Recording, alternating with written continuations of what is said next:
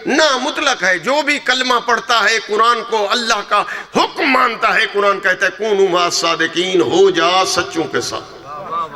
اگر پوری آیت پڑھو گے تو پوری آیت میں تو یہ ہے یا ایھا الذین آمنوا، اے ایمان والے، اتقوا اللہ، پہلے متقی بنو، پھر قرآن کہتا ہے کونوا مع الصادقین، اور ہو جاؤ سچوں کے ساتھ۔ ممکن ہے چک 21 شمالی والے، سرگودے والے، بھلوال والے اجازت دے دے، مومن حسین کمی جو مومن بن گیا، جو متقی بن گیا، چلا جائے، دروازے کھل جائے ملائکہ اور وہ جنت میں چلا جائے، لیکن ملائکہ دروازے نہیں کھولتے، وہ کہتے ہیں جنت نہیں جا سکتا۔ یا ایھا الذین آمنوا، پہلے بن مومن، پوری آیت پوری کمپلیٹ، یا ایھا الذین آمنوا اتقوا اللہ وکونوا مع الصادقین، اے لوگوں پہلے بنو مومن پھر بنو متقی، جنت نہیں جا سکتے، بے شک بن جاؤ متقی، نہیں جا سکتے، کونوا مع الصادقین، جب تک جھوٹوں کو چھوڑو نہیں اور سچوں کا دامن پکڑو نہیں۔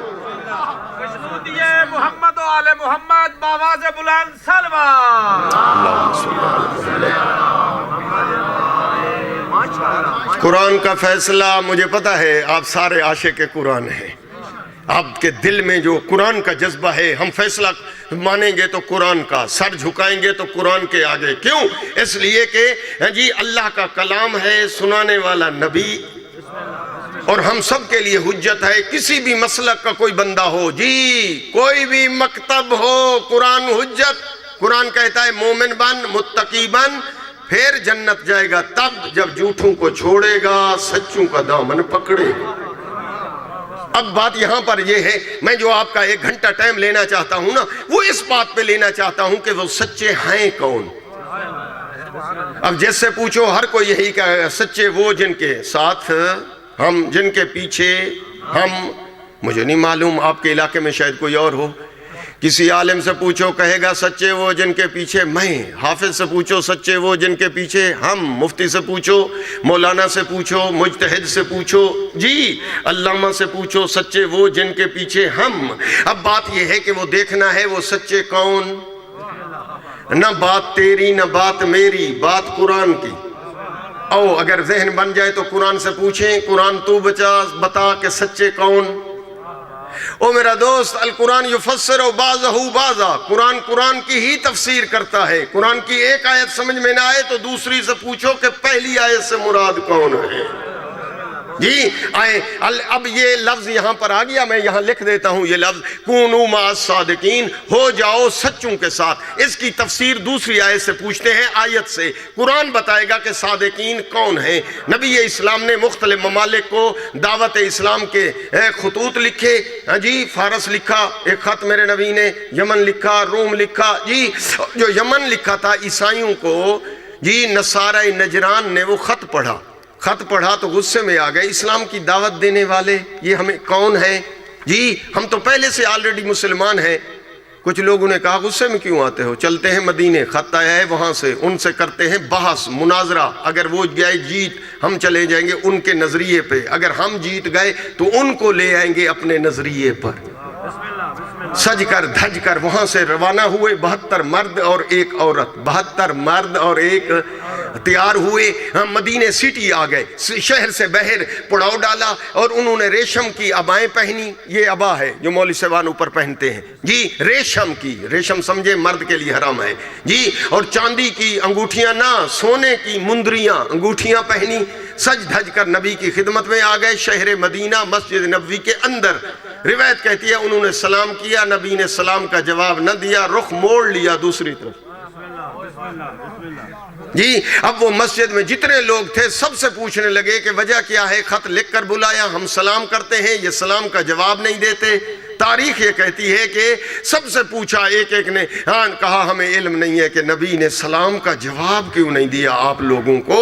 وہاں پر ایک نام تاریخ نے لکھا ہے کہ حضرت عثمان موجود تھے، انہوں نے کہا کہ سب سے پوچھو کوئی نہیں بتا سکتا وجہ کہ نبی نے سلام کا جواب کیوں نہیں دیا۔ وجہ پوچھنی ہے تو اس سے پوچھو جو نبی کا مزاج شناس ہے، جس کا نام علی ابن ابی طالب ہے۔ اس کے کہنے پر اب وہ مڑ کر آئے حضرت علی کے پاس اور پوچھا وجہ کیا ہے۔ حضرت علی نے فرمایا تم نے پہنی ہوئی ہے ریشم کی عبائیں۔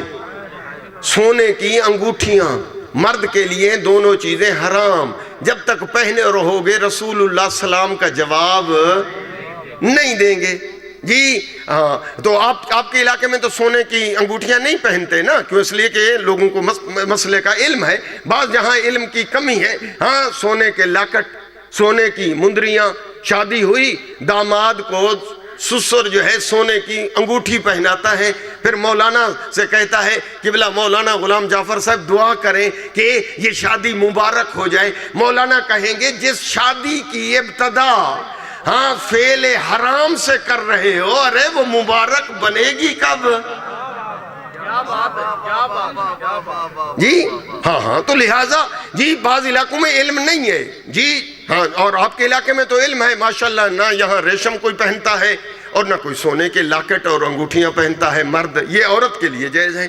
اب وہ گئے امیر المومنین کی رہنمائی پر، وہ انہوں نے سونے کی انگوٹھیاں اتار دیں اور ریشم کی عبائیں بھی اتار دیں، اب سادہ لباس اور چاندی کی انگوٹھیاں پہن کر آئے، جیسے آئے سلام کرنا چاہتے تھے رسول پر، ان کے سلام سے پہلے نبی نے سلام کر دیا، اپنے پہلو میں جگہ دی بٹھایا جگہ جی، اور پھر گفتگو جو ہے وہ شروع ہو گئی جی۔ اتنے میں نماز کا ٹائم بھی ہو گیا، جس طرح بھی جی نماز کا ٹائم ہو گیا، وہ بھی اپنی عبادت کرنے کے لیے مسجد نبوی کے اندر اٹھ کھڑے ہوئے، اور جب اٹھ کھڑے ہوئے تو تاریخ کہتی ہے کہ کچھ جذباتی لوگ وہاں مسجد کے اندر موجود تھے، کہنے لگے ہم تمہیں ادھر مسجد میں نماز عبادت، وہ لفظ عبادت نہیں کرنے دیں گے، تم ہو عیسائی جی۔ غصے میں آ گئے، گویا نکل جاؤ مسجد سے باہر۔ رسول اسلام نے فرمایا خبردار جی ہاں، میرے نبی نے وہ چادر تھی نبی کے پاس ایسے بچھا دی لمبائی میں، ایسے مسجد تھی ایسے لمبائی میں بچھا دی، اور فرمایا ادھر جو ہے یہ عبادت کریں، ادھر تم عبادت کرو۔ نبی کریم نے ان کو مسجد میں نماز عبادت کرنے سے منع نہیں فرمایا، بلکہ اجازت دے جی۔ عبادت سے وہ فارغ ہوئے، اور جیسے وہ فارغ ہوئے تو تاریخ ایسے کہتی ہے گفتگو چلی، یہ خط آپ نے لکھا سرکار؟ جی ہاں میں نے لکھا۔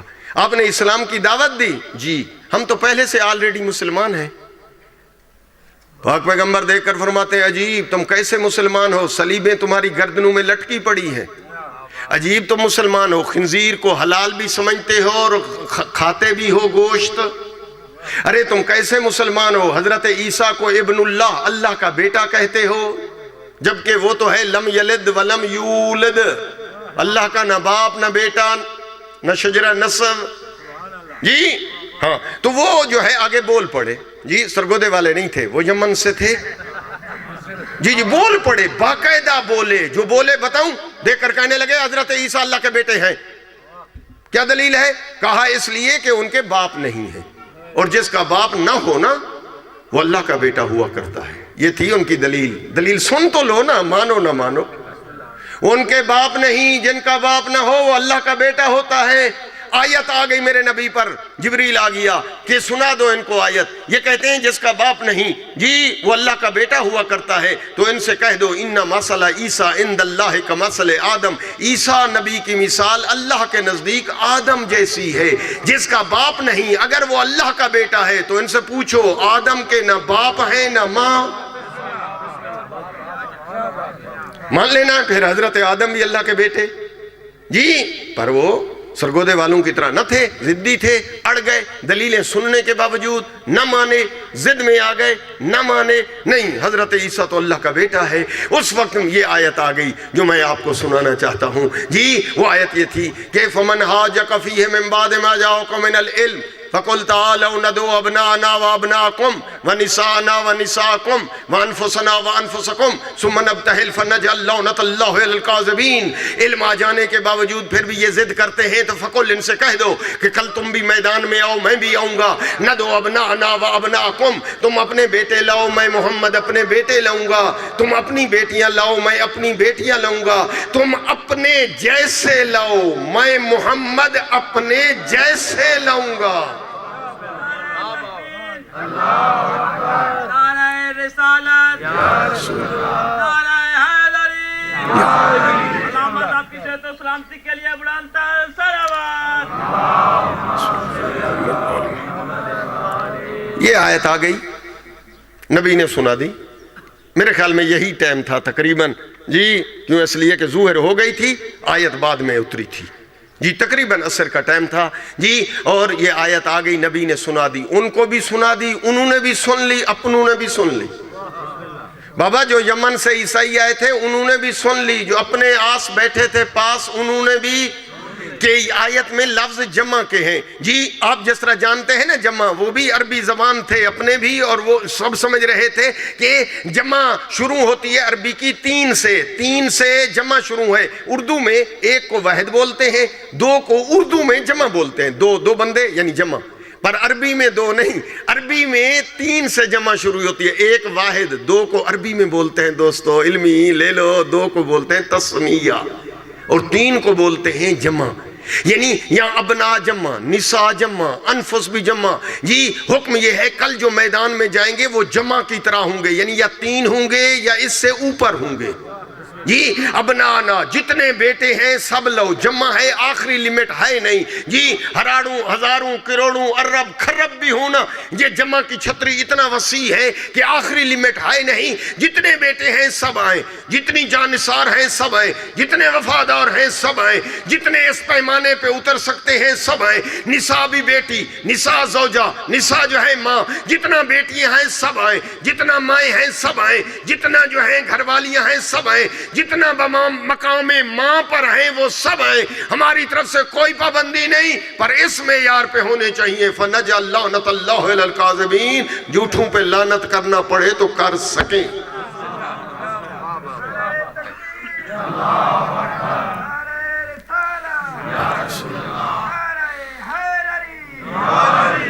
جی میرے دوستو، یہ آیت آ گئی، نبی نے آیت سنا دی، سب نے سن بھی لی، سمجھ بھی لی، دوسرے دن نبی نے جانا تھا جی۔ اور یہ ان جو لفظ قرآن میں ہے نا، یہ ترتیب تو یاد ہے نا، ترتیب پہلے کیا ہے پھر پڑھ دوں، ابنانا پہلے بیٹے، پھر لفظ کیا ہے نسانا بیٹی، پھر لفظ آخر میں آپ پڑھیں انفسنا نبی جیسا جی۔ اب یہ ترتیب ذہن میں رکھنی چاہیے، قرآن ترتیب، ہاں امام فخر الدین رازی یہ شیعہ نہیں ہے، عالم اسلام کا مفسر ہے جی، اور 22 جلدوں میں جی کتاب لکھی ہے مفاتیح الغیب تفسیر کبیر، اس کے اندر وہ لکھتا ہے کہ 24 ذی الحجہ کا سورج نکلا، خرج محمد النبی گھر سے باہر آئے، عیسائیوں کے مقابلے میں مباہلہ کے لیے جا رہے تھے، کیفیت یہ تھی آخذن بید الحسن، حسن کو انگل کے ساتھ لگائے ہوئے تھے، محتضن للحسین، حسین کو اٹھا کے سینے سے لگایا ہوا تھا، خلفہ بنتہ زہرا، ان کے پیچھے ان کی بیٹی زہرا تھی، خلفہ علی ابن ابی طالب، ان کے پیچھے علی چل رہے تھے۔ جو ترتیب قرآن کے لفظوں کی تھی وہ ترتیب نبی نے بنائی جی۔ نتیجے کی سطریں تو آپ تک پہنچنی چاہیے نا، کیا پروگرام ہے جی۔ آج دنیا یہ کہتی ہے کہ حسبنا کتاب اللہ، ہمیں کتاب کافی ہے، ہمیں آل کی ضرورت نہیں، ہمیں معلم ٹیچر کی ضرورت، حسبنا کتاب اللہ، کتاب کافی ہے۔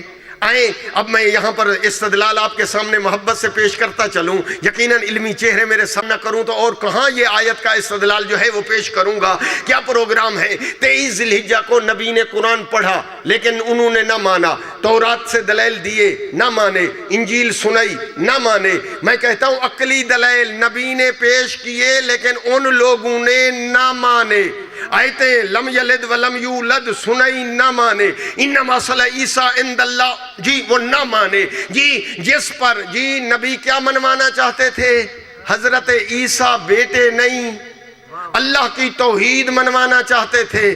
ذہن میں ہونا چاہیے مباہلے کا ٹاپک کیا تھا، توحید۔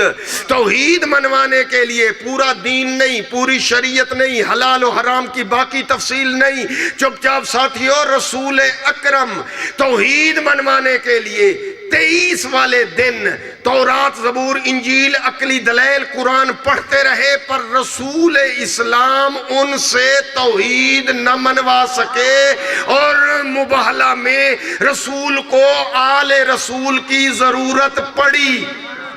نہ متوجہ نہیں کر پا رہا، شاید میری ہی زبان میں کوئی لکنت ہے جو واضح نہیں ہو پا رہی، اگر اردو سمجھ آ رہی ہے، یعنی رسول اللہ نے توحید منوانے کے لیے 23 ذی الحجہ کو قرآنی آیات پیش کی، سابقہ کتابیں اور عقلی دلائل پیش کیے، لیکن خود رسول اعظم قرآن کے ذریعے ان سے توحید نہ منوا سکے۔ جس پر قرآن نازل ہوا، جو مالک قرآن ہے، جو وارث قرآن ہے، جب وہ توحید منوانے کے لیے، جب خود رسول اعظم کو تنہا کتاب کافی نہ ہو سکی اور ان کو بھی آل رسول کی ضرورت پڑی، تو ایک امتی کو بغیر آل کے محمد و آل محمد بآواز بلند سلوات۔ سبحان اللہ۔ متوجہ ہیں میرے دوست؟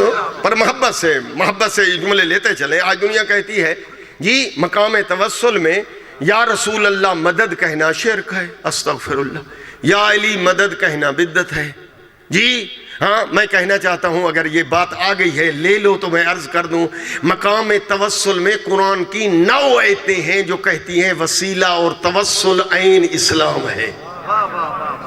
9 آیتیں ہیں قرآن کی جو کہتی ہیں اللہ کو بائی پاس نہ کرو، اللہ مرکز ہے جی، اور آل رسول توسل منا وسیلہ۔ یہ ماہ رمضان کی 23 کی راتوں میں قرآن سر پہ رکھ کر کیا کہتے ہو؟ بے کا یا اللہ، بے کا یا اللہ، پھر 10 دفعہ بے محمدن، بے محمدن، پھر 10 دفعہ بے علیین، بے علیین، بے فاطمہ، بالحسن، یہ کیا ہے؟ یہ وسیلہ ہے نا۔ دعائے توسل مفاتیح الجنان کیا ہے؟ یہ توسل ہے نا دوستو۔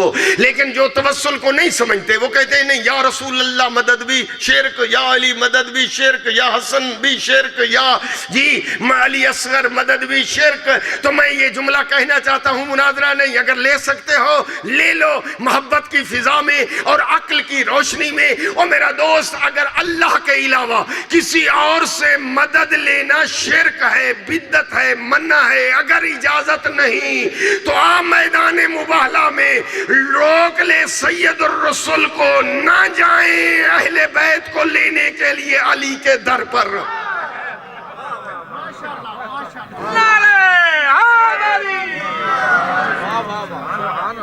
بچوں کے لیے جملہ ریپیٹ کر دوں، دیکھو میرے دوستو، 23 ذی الحجہ کو نبی نے قرآن تو سنایا، عقلی دلائل تو دیے، وہ نہ مانے۔ جب نہ مانے تو رسول کو ضرورت پڑی کس چیز کی؟ مباہلہ کی۔ مباہلہ میں لے جانا تھا کس کو؟ جی ہاں، اہل بیت رسول کو۔ اگر اہل بیت کو لے جانا اور ان سے مدد لے کر ان کو مباہلہ میں اپنے ساتھ لے جانا بدعت ہے، تو پھر آئیے آپ جملہ اگر کہہ سکتے ہیں تو کہیں کہ رسول نہ جائیں علی ولی کے دروازے پر۔ چلو 2 بندوں تک بھی بات پہنچ گئی تو ٹھیک، میں موضوع کو آگے بڑھاؤں۔ ذہن تیار ہے؟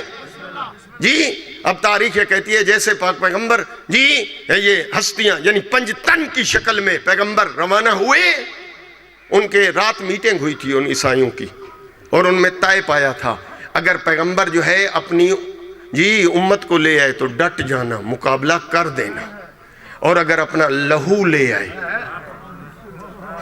لفظ وہاں یہی ہے اس لیے میں نے یہی کہا ہے، اگر وہ لے آئے اپنے کلمہ گو اور لوگوں کو مقابلہ کر دینا، اور اگر جی اپنا خون لے آئے، اپنے آل اور بالکل خاص الخاص گھر والوں کو لے کر آئے اہل بیت کو، پھر مقابلہ نہ کرنا۔ اب انہوں نے دیکھا رات تیاریاں ہوتی رہیں، پوری دنیا تیار تھی، کلمہ گو تیار تھے، بوڑھے تیار تھے، عورتیں تیار تھیں، مرد تیار تھے، بچے تیار تھے، وہ سمجھتے تھے جمع کے لفظ ہیں، سب جا سکتے ہیں، ابنا جتنے بیٹے جائیں گے، جتنا نساء جائیں گی، جتنے انفس ہیں سب جا سکتے ہیں۔ تیاریاں ہوتی رہیں، غسل ہوتے رہے، لباس دھلتے رہے، لیکن 24 ذی الحجہ کا سورج نکلا، سب رہ گئے، 5 تن میدان میں آئے۔ فخر الدین رازی نے لکھا کہ ان 5 تن کے ساتھ کوئی چھٹا بندہ تھا ہی نہیں جی، اور جیسے ان کے بڑے عالم نے دیکھا وہ دوڑتے ہوئے آگے بڑھا، دیکھ کر کہتا ہے عیسائیوں آگے بڑھو، ہاتھ باندھ لو، معافی مانگ لو، مقابلے میں نہ آنا ورنہ عذاب آ جائے گا، ایک عیسائی بھی دھرتی پہ زندہ نہیں رہے گا۔ کیوں؟ اس لیے کہ وہ ہستیاں میں دیکھ رہا ہوں، وہ چہرے دیکھ رہا ہوں کہ اگر جبل پہاڑ کو اشارہ کریں تو پہاڑ اپنی جگہ چھوڑ دے۔ جی ہاں ہاں بس تمہید ختم ہو گئی نا. اب میں نتیجہ یہاں سے شروع کرنا چاہتا ہوں اور آپ تک جو ہے نتائج کی سطریں جو ہے وہ پڑھنا چاہتا ہوں. آئیے میرے دوستو، اب حکم یہ تھا کہ ان ہست میں تشریح کر رہا ہوں تفسیر کونوا مع صادقین، ہو جاؤ سارے سرگودے والے سچوں کے ساتھ، سارے پنجاب والے، ساری دھرتی والے، ساری امت والے ہو جاؤ سچوں کے ساتھ. اس تفسیر میں عرض کیا کہ نبی کریم نے جی ہاں فنجعل لعنت اللہ علی الکاذبین، وہاں جا کر کرنا تھی جھوٹوں پر لعنت. کیا پروگرام ہے؟ جھوٹوں پہ کون کر سکتے ہیں لعنت؟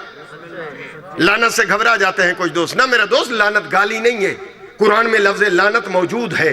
ہاں میرے ساتھ اگر بول سکتے ہیں تو بولیں کہ قرآن میں گالیاں ہیں. جو حاضر ذہن بیٹھے ہیں بولیں قرآن میں گالیاں ہیں؟ نہیں. لعنت ہے؟ تو پھر ماننا پڑے گا لعنت اور شے ہے اور گالی. حساس نہیں ہونا چاہیے لفظ سے، سمجھنا چاہیے قرآن کو. جی میں عرض یہ کر رہا ہوں وہاں جا کر جھوٹوں پر کرنا تھی لعنت. جھوٹوں پہ کون لعنت کر سکتا ہے؟ جو خود ہو سچا. تورف الاشیاء بازدادہا، دیکھیں نا، بڑا چھوٹا، امیر غریب، جی استاد شاگرد، یہاں پر سچا. مقابلے میں لفظ کیا آئے گا؟ جھوٹا. تو کیا پروگرام ہے؟ یہاں لفظ جمع کے ہیں تو یہاں پر پورا مدینہ جا سکتا تھا، لیکن عجب یہاں صرف 5 تن کیوں؟ لفظ کہتے ہیں ٹوٹلی آ جائیں تو آیت میں لفظ وسیع ہے، سب آ سکتے ہیں. جی آپ گھبرائیں نہیں، آپ کا سوال میں پہنچا دیتا ہوں. یا رسول اللہ، یہ سارے عاشق بیٹھے ہیں سمجھنے کے حوالے سے. یہ کہتے ہیں کہ آخر کیا وجہ تھی کہ آپ صرف 5 تن کی شکل میں میدان میں آئے، باقی سب کو چھوڑ دیا؟ عجب نہیں، پیغمبر جواب دیں مومن کمی ان سب سے بتا دو کہ آیت پوری پڑھو بات کھل جائے گی. فنجعل لعنت اللہ علی الکاذبین، وہاں جا کر کرنا تھی جھوٹوں پر لعنت. اگر میں کسی ایسے ویسے کو ساتھ لے لیتا جس نے ماضی میں جھوٹ بولا ہوتا، حال میں جھوٹ بولتا، فیوچر و مستقبل میں جھوٹ بولتا، لعنت گھوم کے آ جاتی اس پر بھی. میں نے ان ہستیوں کا انتخاب کیا جو ماضی میں بھی سچے، حال میں بھی سچے، مستقبل میں بھی سچے. تو ان 5 تن کے علاوہ کوئی اور سچا تھا ہی نہیں.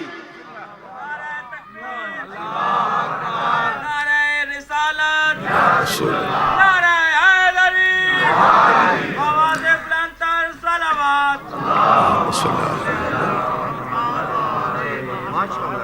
یقیناً ایک حد تک آپ کا ذہن تیار ہو چکا ہے موضوع کو سمجھنے کے لیے، پر ٹاپک ایسا ہے جس کے لیے مکمل دھیان چاہیے.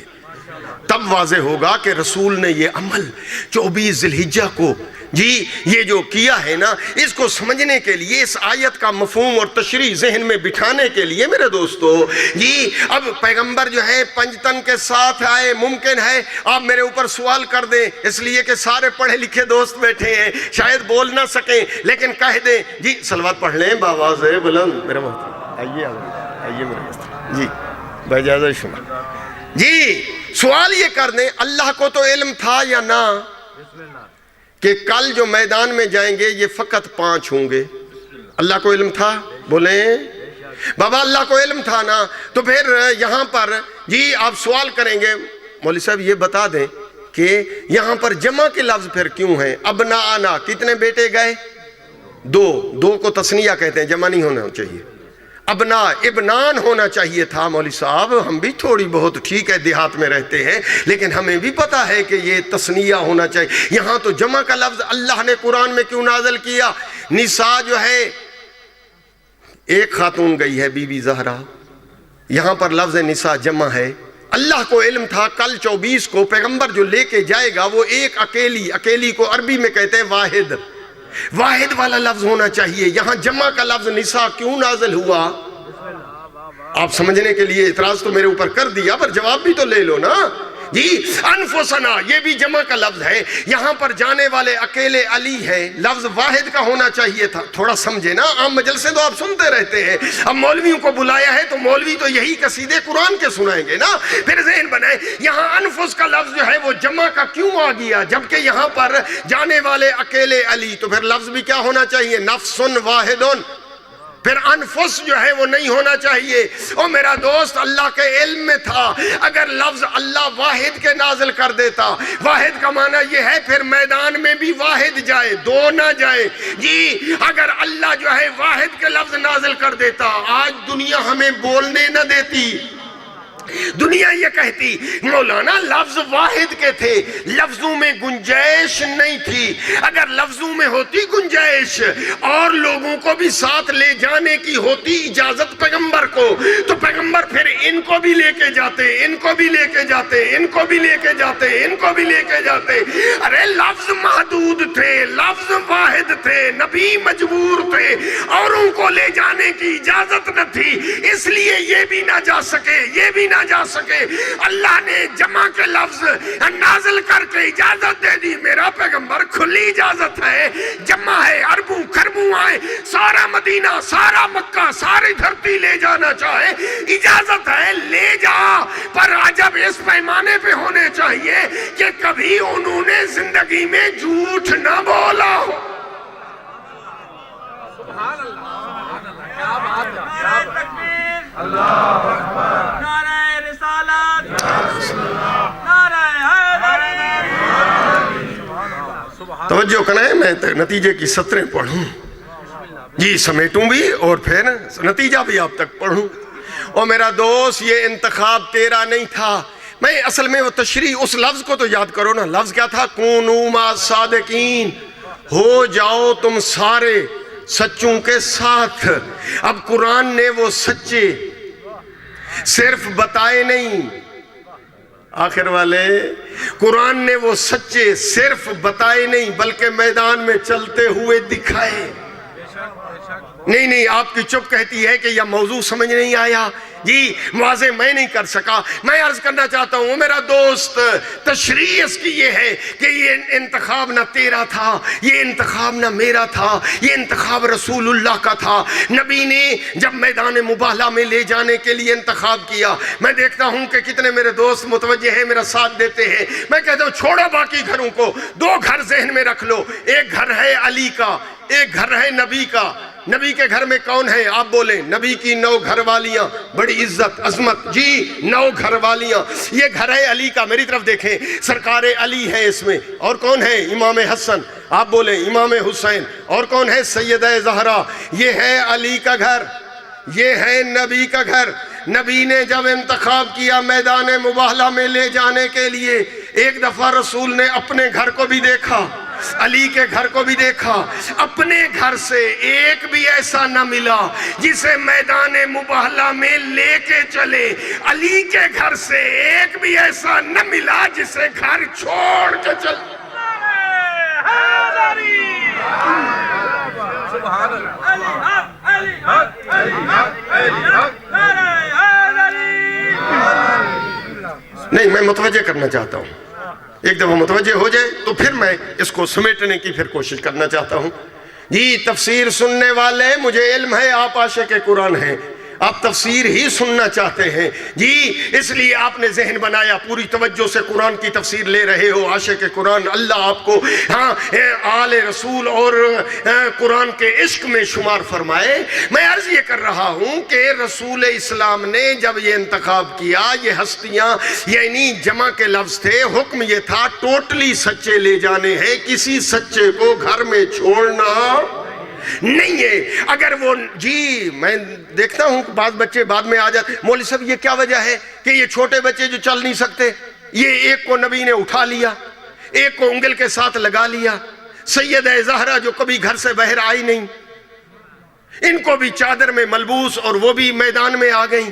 اور میرا دوست وجہ یہ تھی کہ جتنے سچے تھے وہ نہیں چل سکتے، ان کو اٹھا لو، ان کو انگشت سے لگا لو، ٹوٹلی سچے لے جا۔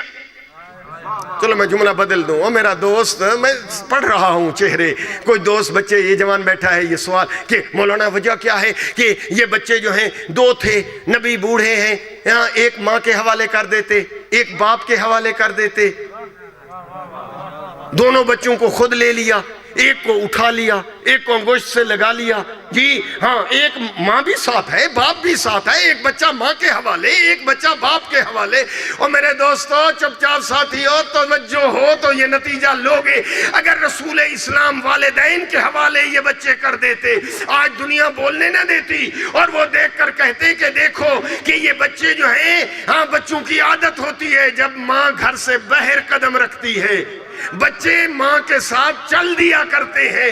یہ بچے اپنی عادت کے مطابق مباہلہ میں چلے گئے تھے۔ رسول نے والدین سے لے کر اپنے ساتھ اٹھا کر امت کو قیامت تک کے لیے بتلا دیا، دیکھو یہ بچے عادت مطابق نہیں جا رہے، اسلام کی ضرورت بن کر جا رہے۔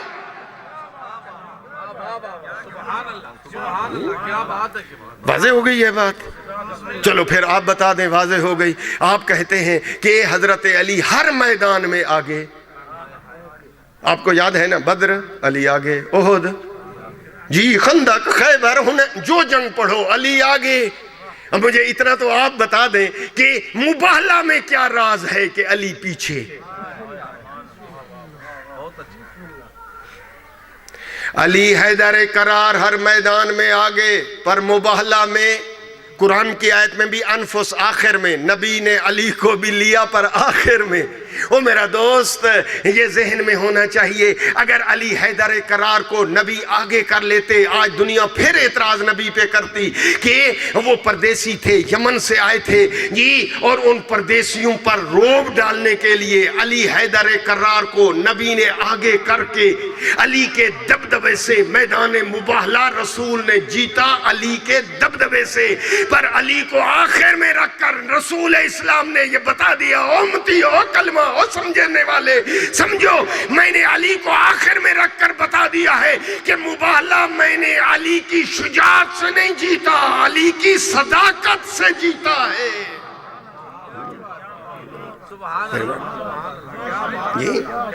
چلو بات واضح ہو گئی ہے، تو اب میں سمیٹنے کی طرف بڑھ جاؤں۔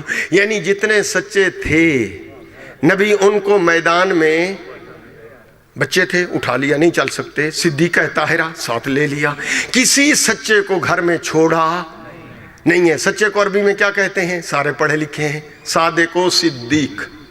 سچے کو عربی میں کیا کہتے ہیں؟ صادق و صدیق۔ اب سمجھنے کے لیے پوری توجہ ہے آپ کی، میں مطمئن ہوں آپ سے، جتنے صادق و صدیق تھے نبی ان کو میدان میں لے کر گئے، کسی صادق و صدیق کو گھر میں چھوڑا نہیں۔ اردو سمجھ نہیں آئی؟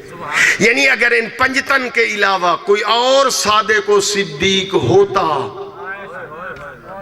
نبی ان کو بھی میدان میں لے جاتے۔ حکم یہ تھا کہ ٹوٹلی صدیق لاؤ۔ پتہ نہیں، میں اردو کوئی گردو ہے جی۔ او میرا دوست، جتنے صادق و صدیق تھے نبی ان کو لے کر گئے، کسی صادق و صدیق کو گھر میں چھوڑا نہیں۔ پھر پتہ چل گیا نا عمل رسول سے، سنت و سیرت رسول سے، کہ اگر ان کے علاوہ کوئی اور صادق و صدیق ہوتا تو وہ بھی میدان میں جاتا۔ تو پتہ چلا دنیا نے جس کو صادق و صدیق کہا ہے وہ صدیق اور ہیں، قرآن نے جس کو صدیق کہا ہے وہ صدیق اور ہے، دنیا نے جس کو صدیقہ بی بی کہا ہے وہ صدیقہ بی بی اور ہے، قرآن نے جس کو صدیقہ کہا ہے وہ خاتون جنت اور ہے۔ خوشنودی ہے جناب سیدہ بآواز بلند سلوات۔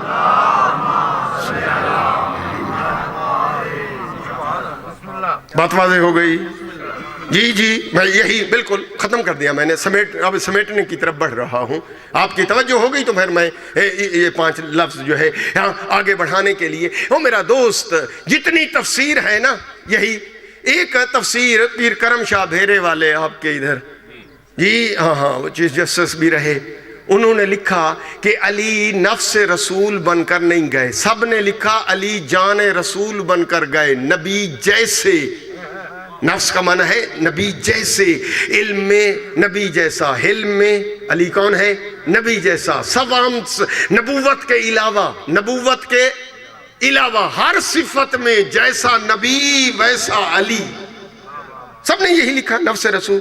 اب وہ سمجھتا ہے بڑا ذہین بھی ہے، کہتا ہے کہ اگر میں مان لوں کہ نبی نہیں رہے، علی ہیں نفس رسول، تو پھر علی کے ہوتے ہوئے، ہاں اس لیے اس نے کہا علی گئے تھے میدان میں پر بیٹا بن کر. وہ بیٹے تو ابناء حسنین تھے، کہا نہیں علی بھی بیٹا. کیوں؟ کہا یہ تھے داماد رسول. داماد جو ہے وہ قائم مقام ہوتا ہے بیٹے کے، داماد ایسا سمجھو بیٹا، لہذا علی تھے داماد رسول، لہذا بیٹے کی حیثیت سے میدان میں گئے. علی تھے داماد رسول، لہذا بیٹے کی حیثیت سے میدان میں گئے. میں کہتا ہوں پیر کرم شاہ بھیرے والا، تو نے یہ جملہ لکھ کر ہمارے اختلافی مسائل کو حل کر دیا. اگر علی داماد کی حیثیت سے گئے ہیں تو پھر حکم یہ ہے قرآن میں انفسنا کہ جتنے داماد ہیں، توجہ کریں، وہ سارے بیٹے بن کر میدان میں جائیں. اگر علی کے علاوہ کوئی اور داماد رسول تھا تو وہ بیٹا بن کر میدان میں کیوں نہ گیا؟ مان لیتا ہوں بیٹیاں مر گئی تھی نا، داماد تو زندہ تھے.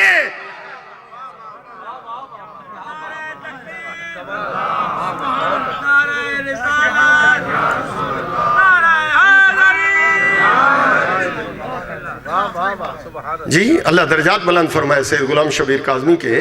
جی ہاں، اس مجلس کے حوالے سے پیغام پہنچانا چاہ رہا ہوں کہ اب یہاں پر سید، ممکن ہے میں تو ختم کر دوں گا، ابھی میرے برادر محترم بھائی محمد اسحاق ترابی صاحب آ گئے ہیں، بہترین مصحف پڑھنے والے، شیریں بیان. جی ہاں، تو وہ آپ کو پوری مجلس سنائیں گے. لیکن ایک جملہ کہ آپ مولانا، یہاں نساء جمع ہے، بیٹی بھی، زوجہ بھی، ماں بھی، بیٹی بھی، زوجہ بھی، ماں بھی. رسول اعظم اس بی بی کا انتخاب، کم از کم تین خواتین لے جاتے، ایک بیٹی کی جگہ پر، ایک زوجہ کی جگہ پر، اور ایک ماں کی جگہ پر. لیکن رسول نے ایک خاتون کا انتخاب کیوں کیا جبکہ نساء شامل ہے تین کو، بیٹی، زوجہ، ماں؟ لیکن رسول ایک خاتون کو. میرا دوست ذہن تیار ہے، جملہ عرض کرنا چاہتا ہوں. جی فضیل کی ایک دفعہ ذہن میں معراج ہونی چاہیے. تیرا انتخاب نہ تھا نہ میرا، یہ انتخاب رسول اللہ کا تھا. نبی نے اس بی بی کا انتخاب کیا جو ہے تو ایک، پر ایٹ اے ٹائم تینوں معنی ادا کر رہی ہے. محمد کی بیٹی بن کر جا رہی ہے، علی کی زوجہ بن کر جا رہی ہے، اور حسنین کی ماں بن کر جا رہی.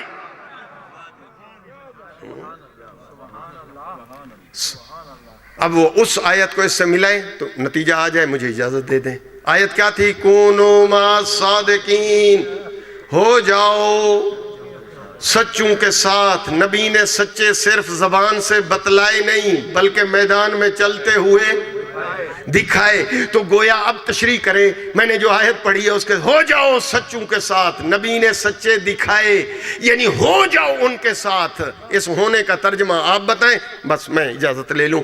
جی یہ ہو جاؤ کیا معنی ہے؟ یعنی ان کے نام لکھو اور جیب میں رکھ لو، بس ہو گئے آپ سچوں کے ساتھ. تھوڑا ذہن پہ زور دیں، اللہ نے آپ کو بڑی قیمتی چیز دی ہے یہ عقل. زور دیں، مجھے جلدی بتائیں.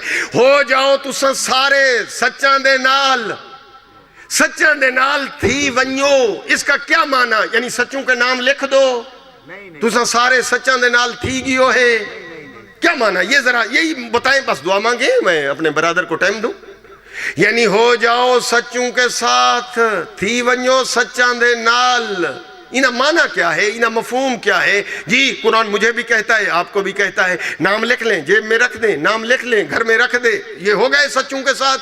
اور نہ میرا دوست، قرآن کا یہ حکم ہے ہم سب کے لیے. اگر پیغمبر کے بعد ہو جائے اختلاف، کوئی کہے نماز یوں پڑھو، کوئی کہے نماز یوں پڑھو، کوئی کہے نماز ارے نہ یوں پڑھو، تو پھر قرآن کہے گا کونو ما صادقین، ہو جاؤ سچوں کے ساتھ. دیکھ جس طرح سچوں نے پڑھی،